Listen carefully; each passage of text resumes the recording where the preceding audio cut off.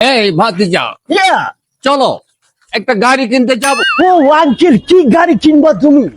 আরে ভাতিজা, একটা R15 গাড়ি কিনতে হবে। ও নো, R15 সবার ঘরে ঘরে আছে। আমরা R15 কিনবো না, আমরা চাচা ভাতিজা ডবল।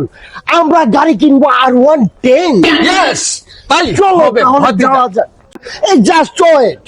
ও শিট, গাড়ি কিনবো R110, যদি চিপসি না খাই।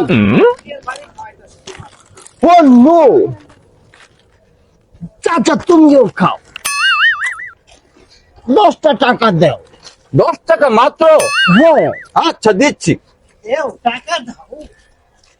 এই ভাতিজা, আমার কাছে তো 1 টাকাও নেই।